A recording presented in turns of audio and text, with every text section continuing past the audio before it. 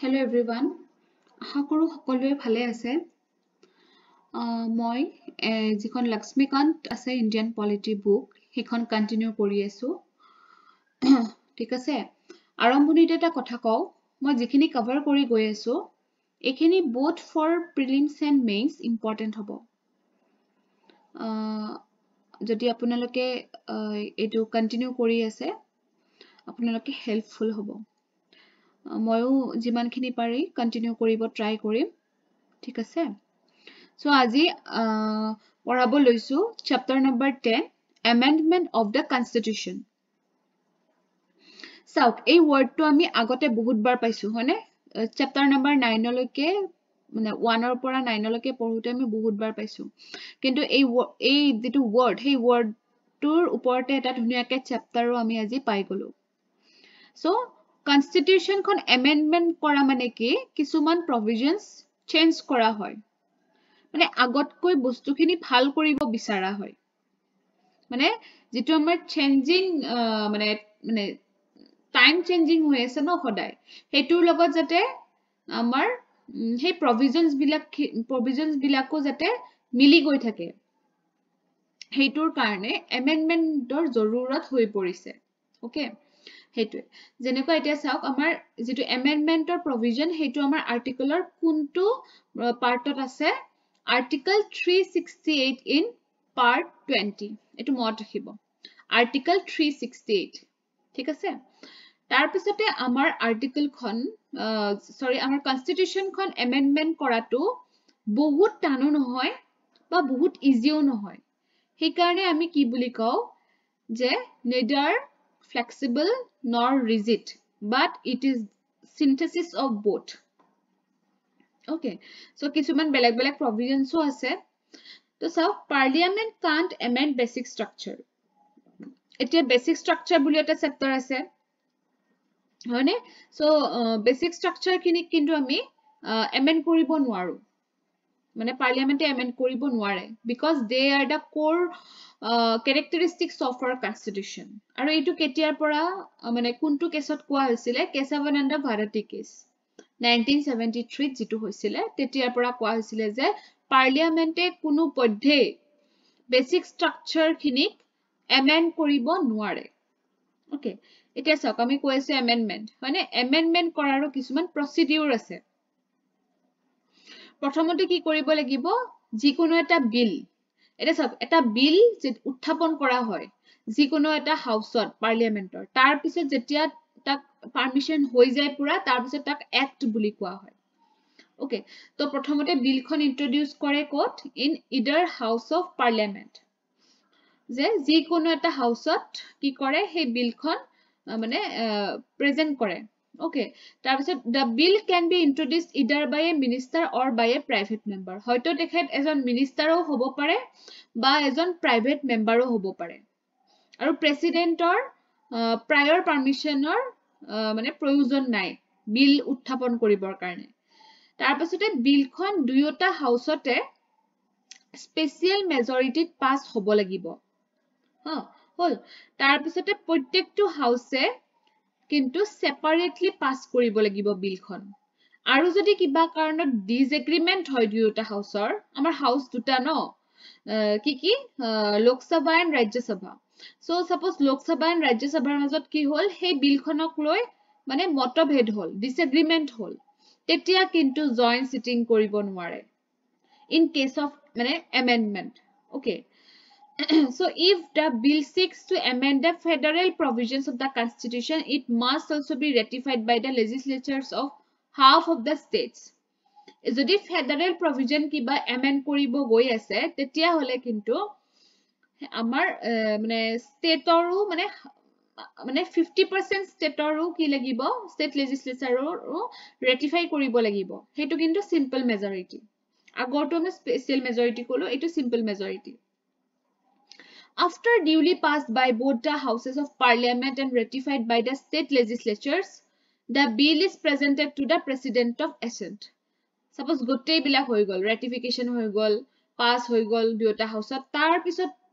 code di diye, tar pisot di diye amar president. President te kintu assent to dibboi lagibo. যেতিয়া এই গোটেইখিনি বগাই আহি পায় প্ৰেচিডেণ্টৰ তাতে তেতিয়া কিন্তু তেওঁ এছেণ্ট দিবই লাগিব he can neither withhold his assent to the bill nor return the bill okay so after the president's assent the bill becomes an act that is a constitutional amendment act আমি এইটো only for constitutional amendmentৰ কথা পঢ়ি আছো okay যদি কিবা amendment কৰিব জৰুৰত হয় okay so process to I hope বুজি পাইছে আৰু আপোনালোকে এইখিনি পঢ়ি উঠি যদি আপোনালোকে পাৰে ফ্লো চাৰ্ট এটা নিজৰ মতলবে এটা বনাই লব তেতিয়া বেছি ইজি হ'ব বস্তুটো মইতো ইজি কৰিয়ে দিছো আৰু ইজিয়েষ্ট যিমান পাৰি আপোনালোকে নিজৰ মতলবে হেতু বনাই ললে আৰু ভাল হয় মানে পৰীক্ষাৰ আগদিনাৰ কথাটো ভাবকচোন আপোনালোকে ইমান পঢ়ি থকাতকে মইতো ছুটি কৰি দিছোৱে যিমান পাৰি আৰু যদি আপোনালোকৰ আহে যে মই এনেকে পঢ়ি পেলাই গুছি যাব পাৰিম এক্সামত কোনো কথা নাই ভালে যদি পঢ়িব পাৰে আৰু যদি নোৱাৰে তেতিয়া হলে আপোনালোকে এটা সৰু ধৰক ফ্লো চাৰ্ট আকিলে মানে what are the procedure বুলি তাৰ পিছত এইখিনি পঢ়ি পেলাই আৰু শৰ্ট নোট বনাব মানে এইখিনি নপঢ়াকে কিন্তু ডাইৰেক্ট লক্ষ্মীকান্তৰ পৰা আপুনি হেতু কৰিব নোৱাৰিব মানে তাক মানে ফিল্টাৰ কৰি সৰু কৰিব লাগে বস্তুটো তেতিয়াহে মানে আসল নোটছ এটা আপোনাৰ মানে তৈয়াৰ হয় ঠিক আছে তাৰ পিছত আহক টাইপস অফ এমেন্ডমেন্টস এতিয়া আমি কৈছো এমেন্ডমেন্টছক আমি তিনিটা ওয়েট amend কৰিব পাৰো the first is amendment by simple majority of the parliament এইটো কিন্তু আৰ্টিকল 368 ৰ স্কোপৰ বাহিৰত এইটো কিন্তু মত ৰাখিব দেই যেটো আমাৰ সিম্পল মেজৰিটিত এমেন্ডমেন্ট হয় পাৰ্লিয়ামেন্টত হেতুত আৰ্টিকল 368 ত মানে ভিতৰত নাথাকে সো ইয়াতে কেনেকুৱা ধৰণৰ কথা সামৰি লোৱা হয় যেনেকুৱা ধৰক এটা নতুন ষ্টেট মানে এস্টাবলিশ হৈছে বা আপোনাৰ এৰিয়া অল্টাৰ কৰা হৈছে বাউন্ডাৰী বা নেম চেঞ্জ কৰা হৈছে ঠিক আছে তাৰ পিছত লেজিসলেটিভ কাউন্সিল আপোনাৰ ষ্টেটত ক্ৰিয়েচন কৰিছে বা এবলিশন কৰিছে তাৰ পিছত যেটো আমাৰ সেকেন্ড শিডিউলৰ লগত কথা জড়িত সেকেন্ড শিডিউলত কি আছে আমাৰ যিবিলাক স্যালাৰিজ ৰিলেটেড কথা quorum in parliament salaries allowances okay বা privileges তাৰ পিছতে পাৰ্লিয়ামেন্টত ইংলিশ ল্যাঙ্গুৱেজ ইউজ হ'ব নে নহব okay so এনেকুৱা ধৰণৰ বা অফিচিয়েল ল্যাঙ্গুৱেজ সিটিজেনশিপ ইলেকশন এইবিলাক মই সব দি দিছো এইবিলাকৰ কথাত কিন্তু সিম্পল মেজৰিটিয়েহে কাম কৰে যত নেকি আৰ্টিকল 368 ৰ প্ৰয়োজন নাই তাৰ পিছত আহিল আমাৰ এমেন্ডমেন্ট বাই স্পেশাল মেজৰিটি ইয়াতটো লাগিবই মানে ইয়াতে মেজৰ কিছুমান ডিসিশন লোৱা হয় The majority of the provisions in the constitution need to be amended by a special majority of the parliament. Yate 2/3 members মানে of each house vote কৰিবই লাগিব ইয়াতে কিছুমান ধৰক ইম্পৰ্টেন্ট কথা কিছুমান মানে সুমাই থাকে যেনেকুৱা ফান্ডামেন্টাল ৰাইটস ডিপিএসপি আৰু যিখিনি ধৰক আমাৰ প্ৰথম আৰু থাৰ্ড ক্যাটেগৰীটোৱে সামৰি লোৱা নাই টোটাল তিনিটা ক্যাটেগৰী আছে আৰু এতিয়া থাৰ্ড নম্বৰ ক্যাটেগৰীটো আহিছো মই amendment by special majority of the parliament and the ratification of half of the state legislature যেটো মই আগতে কৈ আহিলো যে স্পেশাল মেজৰিটিটো থাকিলেই লগতে ৰেটিফিকেশন হৈ আহিব যেটো যিবিলাক নেকি ফেডাৰেল ক্যাৰেক্টাৰৰ হয় ঠিক আছে so those can be amended by a special majority of the parliament আৰু মানে state legislature ৰ simple majority লাগিব okay the following provisions can be amended in this way election of president executive power of the union and states supreme court and high court এইবিলাক আমাৰ অকমান federal ক্যাৰেক্টাৰৰ কথা হয় সেই কাৰণে বা জিএসটি 7th শিডিউল যত আমাৰ union list state list concurrent listor বিষয় আছে তাৰপিছত representation of states হয়নে সো এনেকুৱা ধৰণৰ কথাবিলাক আমাৰ যেটো থাৰ্ড আমাৰ হেয়া হেতুত আছে তাৰপিছত সব এমেন্ডমেন্ট প্ৰসিডিউৰৰ কিছুমান ক্ৰিটিসিজম আছে ক্ৰিটিসিজম মানে চ্যালেঞ্জেস আছে যেনেকুৱা ধৰক no provision for a special body like constitutional convention as in USA for amending the constitution special body নাই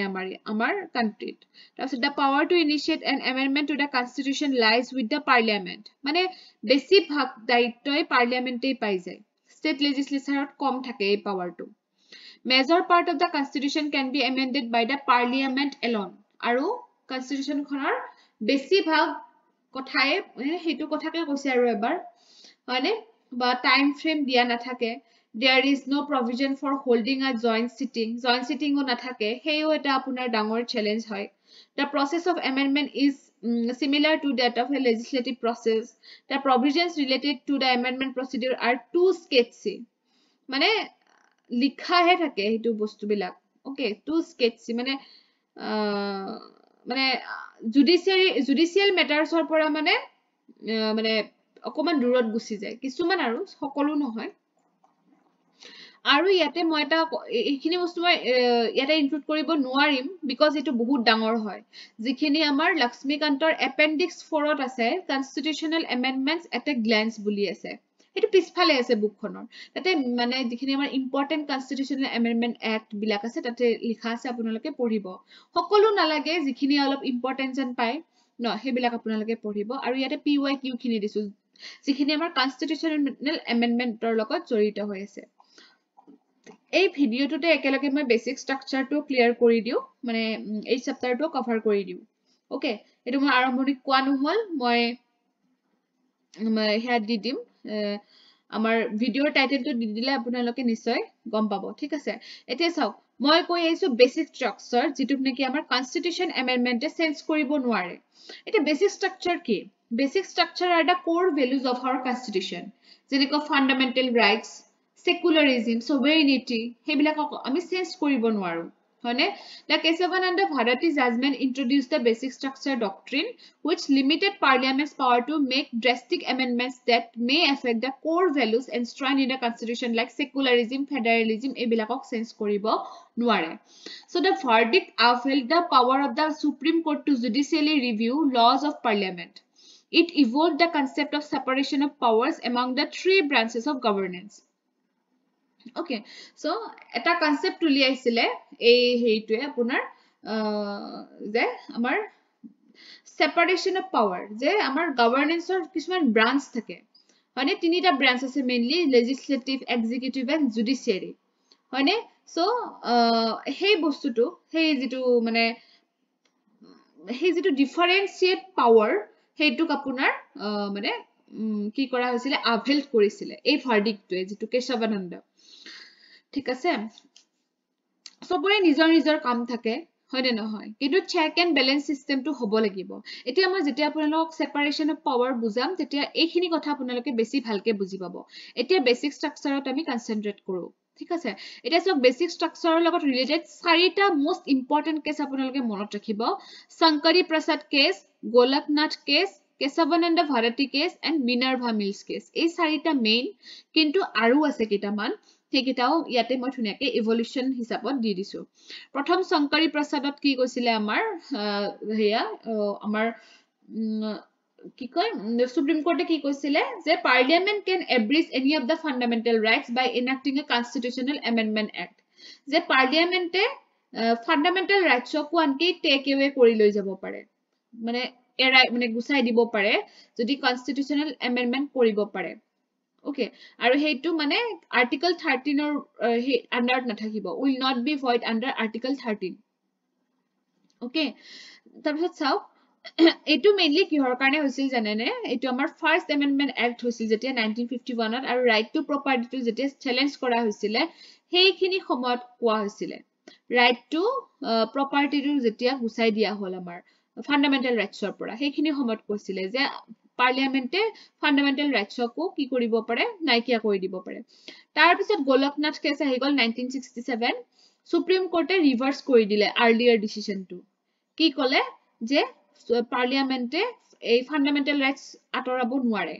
okay so constitutional amendment act is also a law within the meaning of article 13 would be void for violating any of the fundamental rights নোৱাৰিব মানে okay আৰু হেখিনি সময়ত 9 শিডিউলৰ কথা আহিছিল ঠিক আছে so 9 schedule two কিহৰ লগত ৰিলেটেড হয় আমাৰ ল্যান্ড ৰিফৰ্মছৰ লগত ৰিলেটেড হয় সো শিডিউল বিলাক কিন্তু মনত ৰাখিব তাৰ পিছত আহিলে 24th এমেণ্ডমেন্ট এক্ট মই যে কৈ গৈ আছো এই বিলাক কথা এভলিউশন মানে এটো এভলিউশন হয় বেসিক স্ট্ৰাকচাৰৰ সো প্ৰথম শংকৰী প্ৰসাদ পঢ়িলো তাৰ পিছত গোলকনাথ কেছ পঢ়িলো তাৰ পিছত আমাৰ 24th এমেণ্ডমেন্ট এক্ট 1971 তাতে কি কৰিলে আৰ্টিকল 13 আৰু 368 ক এমেণ্ড কৰিলে আৰু কি ডিক্লেয়াৰ কৰিলে যে parliament has the power to abridge any of the fundamental rights under article 368 হেতু কথাকে আকৌ কলে হয়নে তাৰ পিছত আহিলে আমাৰ কেশৱানন্দ ভাৰতী কেছ এইবাৰ সুপ্ৰিম কোৰ্টৰ কি হল সুপ্ৰিম কোৰ্টে কি কলে parliament is empowered to abridge any of the fundamental rights supreme কোৰ্টে এনেকে কলে তাৰ পিছত কি হল it laid down a new doctrine of the basic structure that ruled that parliament under article 368 does not enable it to alter the basic structure such as fundamental right okay so supreme court যেতিয়া হেনেকে কলে তেতিয়া আমাৰ কেশৱানন্দ ভাৰতী কেছটো আহিলে আৰু তেতিয়াই কলে যে বেসিক স্ট্ৰাকচাৰক সলনি কৰিব নোৱাৰিব এটা মেইন আমাৰ বেসিক স্ট্ৰাকচাৰৰ লগত ৰিলেটেড যদি আপোনাৰ কিবা কোৱেশ্চন আহে then you should remember Kesavananda Bharati case of 1973 তাৰ পিছত যেতিয়া কেশৱানন্দ ভাৰতীয়ে হেনেকে কলে মানে সেই কেছটো হেনেকে কোৱা হল যে নোৱাৰে চেঞ্জ কৰিব তাৰপিছত ইন্দিৰা নেহেৰু গান্ধী কেছ এটা হল supreme court invalidated a provision of 39th amendment act of 1975 যে যেটো ডিসপিউট হৈ আছিল মেইনলি প্ৰাইম মিনিষ্টাৰ আৰু স্পিকাৰ অফ লোকসভা ওকে হেইটোক ইনভ্যালিডেট কৰি দিছিল ওকে সো এটো আপোনাৰ এমেন্ডিং পাৱাৰৰ ওপৰত বুলি কৈছে বাহিৰত বুলি মানে বুলি কৈছে okay so this provision was beyond the amending power as it affected the basic structure of the constitution মানে কি ইন্দিৰা নেহেৰু গান্ধী কেছটো আমাৰ according to কেশৱানন্দ ভাৰতী কেছে চলি থাকিলে বুজি পাইছে নে মানে কি তেতিয়াৰ পৰা হেইটোকে কন্টিনিউ কৰিব ট্ৰাই কৰিলে যে বেসিক স্ট্ৰাকচাৰৰ কাৰণ আমি চেঞ্জ নকৰো তাৰপিছতে Minerva Mills versus union of India case 1980 the court invalidated parts of the 42nd amendment affirming judicial review as integral to the constitution's basic structure so judicial review to ko etia amar basic structure buli koi dile okay so sorry eta majot eta roi gol 42nd amendment act 1976 asile etue ki korisile je judicial review nai buli koisile okay so judicial review nai buli jetu mane কলে যে amendment power to judicial review ভিতৰত নাহে হেতুক আকো উল্টা কৰি দিলে Minerva মিল কেছত okay তাৰপিছতে Oman Rao versus union of India আহিলে যে the court upheld the 9 schedules protection for pre 1973 laws but subjected post Keshavananda Bharati laws to judicial review এতিয়া কি বুজি পালে আপোনালোকে এই গটেখিনি পঢ়ি যে amendment to judicial review আন্ডাৰত হ'ব আৰু amendment কেতিয়াও মানে বেসিক স্ট্ৰাকচাৰক চেঞ্জ কৰিব নোৱাৰে ঠিকতে আহিলে আমাৰ লক্ষ্মীকান্তত ইয়ালৈকে আছে আমাৰ যেটো ওমান ৰাও ইটুলৈকে আছে বাকিখিনিও মানে এখিনি কমান মানে বেলেগ বুকৰ পৰা লোৱা হৈছে ঠিক আছে ইন্দিৰা সাৱনী কেছ মানে আছে আমাৰ বুকত কিন্তু সেই চেপ্টাৰটোত নাই so Indira Sawhney versus union of India আপোনালোকক এখিনি মই পঢ়াই আহিছো 27% যেতিয়া ওবিসি ৰিজাৰ্ভেশন দিয়া হৈছিল মানে তাৰছত কি হতো হলো হান যেটো তাত তেতিয়া 10 শিডিউল যেটো আমাৰ the court upheld the 10 schedule on defection but allowed judicial review related হয় বস্তুবিলাক তাৰছত SR Bombay versus Union of India okay declared federalism secularism and democracy as the constitution's basic structure and made precedents rule subject to judicial review IR Coelho case এইবিলাক cash বিলাক আপোনালোকে কিন্তু মনত ৰাখিব আৰু এবাৰ পঢ়ি চাব মই কৈ দিছো মানে মই এটা এটা লাইনতে বুজাব বিচাৰিছো সো দ্যাট আপোনালোকে ভালকে বুজি পায় বস্তুখিনি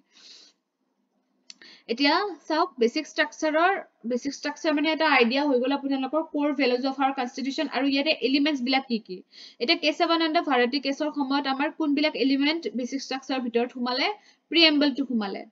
তাৰ পিছতে সেপাৰেশন অফ পাৱাৰ টু সোমালে তাৰ পিছত Republican democratic form of government আহিলে সেকুলাৰ ক্যাৰেক্টাৰ টু সোমালে ফেডাৰেল ক্যাৰেক্টাৰ সোমালে সভাৰেনিটি এণ্ড ইউনিটি সোমালে তাৰ পিছত ইন্দিৰা গান্ধী ভাৰ্চেছ ৰাজনাৰায়ণত কি সোমালে sovereign democratic that's it equality status and opportunity of an individual so eneke kisuman yate basic structure or element kisuman yate beleg ke dia hoise আপোনালোকে চাব Narasimha Rao কেছত parliamentary system Indira সাৱনীত rule of law কি হতো হলো হানত free and fair education okay so এইবিলাক আপোনালোকে পঢ়িব এইবিলাক কিন্তু এক্সামত ইম্পৰ্টেন্ট হ'ব ঠিক আছে pyq ইয়াতে এটা নহয় এটা দুটা ইনক্লুড কৰিছো